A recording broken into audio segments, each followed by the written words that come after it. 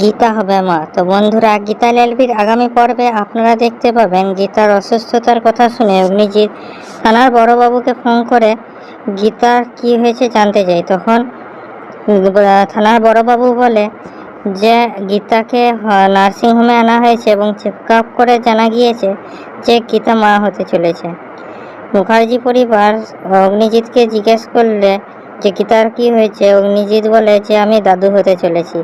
এই কথা শুনে মুখার্জি পরিবারের সবাই নাচানাচি করতে থাকে।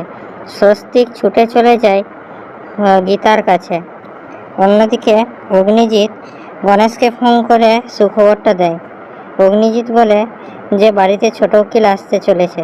এই কথা শুনে গণেশ খুব খুশি হয়।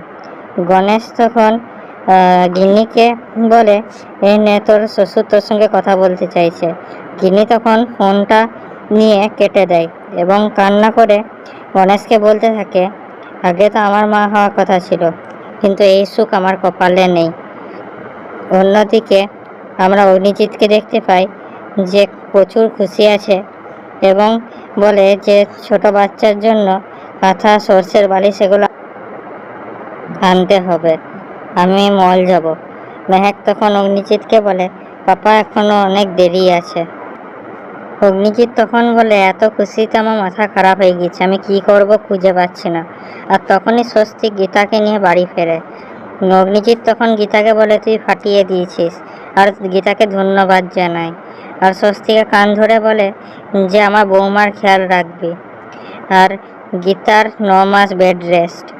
তারপর সংসারের সকল কাজ ঘরের সবাইকে ভাগ করে দেয় এবং এলিনার মেহেককে গীতার খেয়াল রাখার দায়িত্ব দেয়।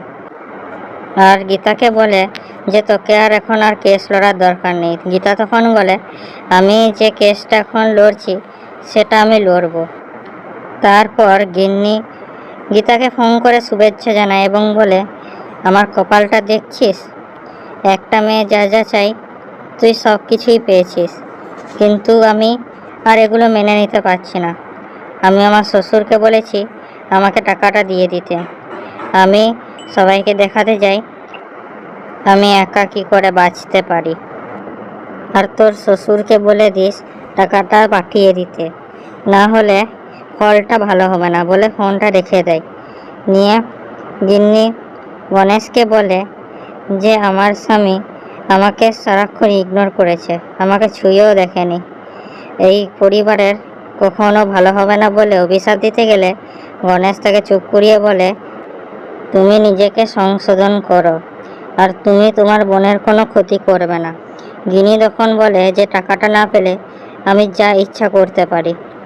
যেখানে গণেশ বলে, এই জন্য তোমাকে তোমার স্বামী ভালোবাসে না। যেখানে গিনি বলে যে ওইসব আমাকে বলতে এসো না, আমি গীতা সর্বনাশ করে দেব। অন্যদিকে আমরা অগ্নিজিৎকে দেখতে পাই যে প্রলয়কে সুখবর দেয় যে সে দাদু হতে চলেছে। এই খবর শুনে প্রলয়ও খুব খুশি হয়। অগ্নিজিৎ প্রলয়কে বলে যে আমি এত খুশি যে মন করছে হাঁড়ি হাঁড়ি মিষ্টি সবাইকে খাওয়ায় আর কাঙাল ভোজন করায় এবং তাদের আশীর্বাদ গীতাকে দিই, এই মেয়েটির যেন কিচ্ছু বাজে না হয়। তো কী লাগছে বন্ধুরা, গিন্নি কি এখানে গীতার কোনো ক্ষতি করবে? বলুন আমাদের কমেন্টে। আমাদের ভিডিওটা লাইক করুন, আমাদের চ্যানেলটা সাবস্ক্রাইব করুন এরকম আরও আপডেটসের জন্যে।